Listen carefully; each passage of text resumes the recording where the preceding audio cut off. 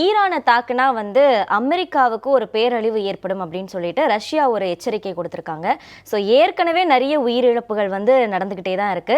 இன்னும் எப்படி இருக்கும் சார்? இதனுடைய விளைவுகள் எப்படி இருக்கும்? பயப்பட வேண்டிய அவசியம் இல்லையா? இருக்கா? எப்படி சார்?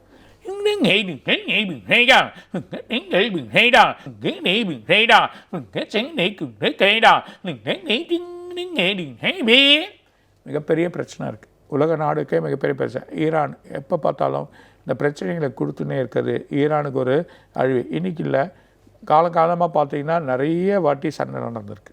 ஒரு நாளைக்கு ஒபாமா இருக்கிறதுக்கு முன்னாடி, அவருக்கு முன்னாடி இருந்த ஒரு பிரசிடெண்ட்டு, இப்போ வந்திருக்கக்கூடிய ட்ரம்ப் பிரசிடெண்ட்டு, இவங்க எல்லாம் பார்த்திங்கன்னா இந்த ஈராக், ஏன்னா எண்ணெய் வளமாக இருக்கக்கூடிய நாடு, எண்ணெய் வளமாக இருக்கக்கூடிய செயலில் இருக்கக்கூடிய அத்தனை நாட்டுக்குமே இவங்க இந்த பிரச்சனைகள் கொடுக்குறாங்க. ஒரு பக்கம் எண்ணெயை பற்றி பேசுகிறாங்க, ஆனால் எல்லா எண்ணெய் வளமாக இருக்கக்கூடிய நாட்டோட பிரச்சனையை வந்து இவங்க பிரச்சனை கொடுக்குறாங்க.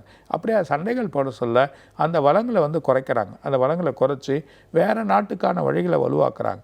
இவங்க கண்ட்ரிலையோ இல்லை வேறு நாட்டோட கண்ட்ரியோ இவங்க வலுவாக்கக்கூடிய நிலைமை ஏற்படுது. இது செய்யக்கூடிய மிகப்பெரிய தப்பாக இருக்குது. ஏன்னா ஒவ்வொரு வாட்டியும் இந்த பிரச்சனையை கொடுத்து மக்கள் அங்கே இருக்கக்குள்ள ஒரு செயல்பாடு இல்லாமல் ஆக்கிறது, அங்கே வந்து தொழில் வந்து பண்ண விடாமல் பண்ணுறது, பெரிய டிஸ்டர்பன்ஸ் இன்றைக்கில் காலங்காலமாக நடந்திருக்கு. இந்த பிரச்சனை ஒரு காலகட்டத்தில் அடங்கிடும். அதனால் இது இல்லாமல் நிறைய கண்ட்ரிகளுக்கு இந்த பிரச்சனை கொடுக்கறதுனால எதிர்ப்புகள் வரப்போகுது. அமெரிக்காவுக்கு மிகப்பெரிய எதிர்ப்புகள் வழி வரும். அது காரணம், ராகு போய் கும்பத்தில் உட்காந்துருக்கான். இந்த ராகுவோட கும்பத்தில் இருக்கக்கூடிய ராகுவோட பிரச்சனை மிகப்பெரிய சண்டாத யோகம். இது மாதிரி மிகப்பெரிய அதிபராக இருக்கவர், மிகப்பெரிய குழப்பத்தை ஏற்படக்கூடிய அதிபராக இருக்கிறவங்களுக்கும் இல்லை மிகப்பெரிய பொசிஷனில் இருக்கிறவங்களுக்கும் ஆபத்துக்கள் வர்றதுக்கான வாய்ப்புகள் ரொம்ப அதிகமாக இருக்குது. பர்டிகுலராக இந்த ஏப்ரல் மாதம் இந்த குரு மாறதுக்கு முன்னாடி அவன் போய் மிதனத்தில் இருக்கிறதுனால மிகப்பெரிய அதிபருக்கு ஒரு ஆபத்தை கொடுத்து போகிற நிலைமை ஏற்படும். இல்லை 2-3 அதிபரை அரெஸ்ட் பண்ணியோ இல்லை அரெஸ்ட் பண்ணி அவங்கள பிரச்சனையாக்கி அவங்கள வந்து ஜெயிலில் தள்ளுறதோ,